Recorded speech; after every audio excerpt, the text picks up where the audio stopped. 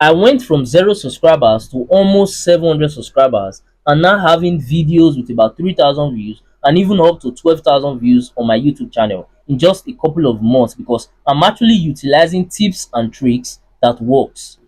If you have been uploading on your YouTube channel and you have never gotten any video that have gotten up to 1,000 views or 2,000 views, then this video is the exact video that you have been looking for. Because on this video, I'm going to share with you two settings that a lot of creators do not even know exist here on YouTube. And once you enable these settings on your YouTube channel, it's going to lead to a lot of recommendations for your YouTube videos, which is going to lead to better views, better watch hours, and better subscribers on that your YouTube channel. So make sure to stick to the end of this video. And if you have any question, do not hesitate to drop it in the comment section. I'm going to reply immediately once I see it. And do consider smashing that subscribe button to stay connected to my YouTube channel, because I post a lot of tips and tutorials that can actually help you to grow your own YouTube channel. Alright, let's get right to it.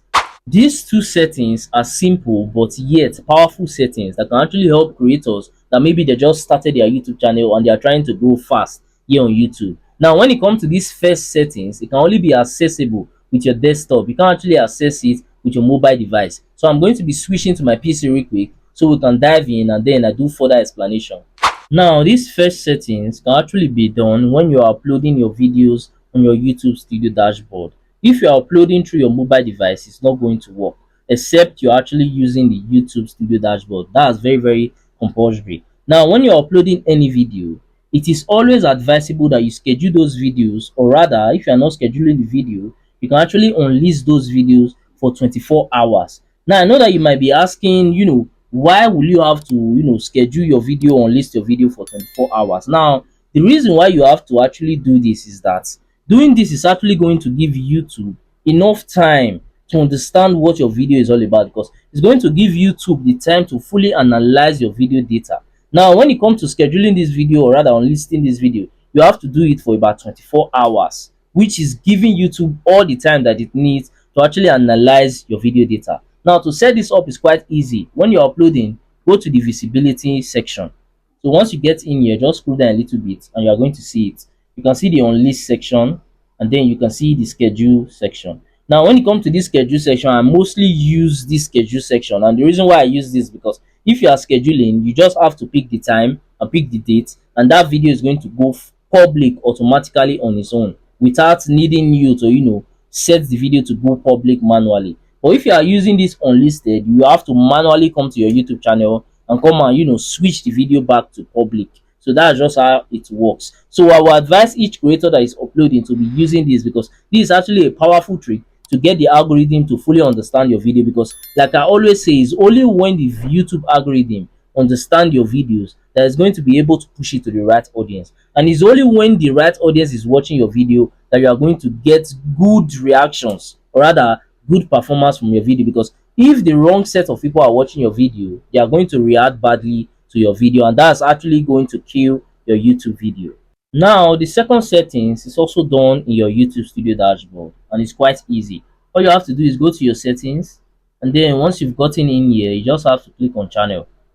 So once you click on channel, you're going to get to this your keyword section. So what you have to do in here is to add a lot of words that actually relate to what your channel is all about. And then once you are done with that, don't just stop there. Make sure that you add a lot of names of creators in your niche that are already successful, because if you are doing this, whenever people are searching for those big creators that are already successful here on YouTube, your videos, or rather your channel, will be able to pop up. So it's very, very important that you also add their names in here before adding the keywords, or rather words that actually relate to videos that you are making on your YouTube channel. So once you combine these two together and then you add it in here, you can go ahead and click on save to apply changes. And this is actually going to help the YouTube algorithm to further understand what your videos that you are making on your channel is all about, and also is going to understand your other competitors, or rather understand some other channels that are related to your own channel. So make sure to go and give this a try on your YouTube channel, and come and thank me later once you start seeing some good results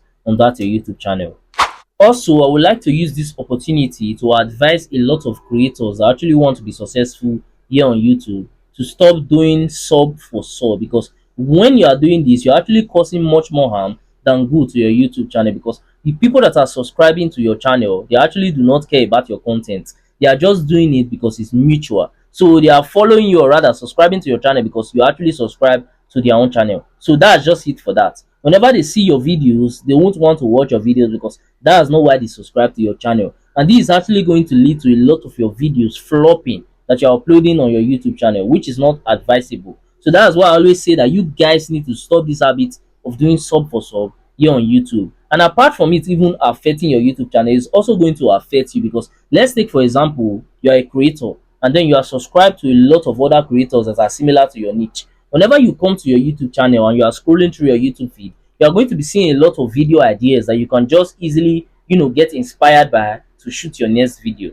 But when you are a type of creator that is doing sub for sub, your YouTube feed is going to be filled with a lot of different things that do not even relate to your niche. So getting inspiration for your next video is going to be harder, because you are not seeing things that will inspire you on your YouTube feed. You're always seeing a lot of things that you do not even have interest in on your YouTube feed. So like I said earlier, if you are doing sub for sub, I would like you to quit that habit and go natural, because that's actually the best way to grow here on YouTube. Lastly, if you found any value from this video, then do consider smashing that subscribe button to help me on my YouTube growth journey, because I've been trying to get to 1,000 subscribers for a while now, and it have actually been taking me forever just to get there. But I know that with your help, through you smashing that button, I can actually get there super fast and super easy. Also, by now, I think you might be seeing some of my similar videos or some of my playlists on your screen. So if you have some free time, you can go ahead and also watch that to learn more from my channel, because we learn every day. And that's it for that. I'm going to see you guys in my next video.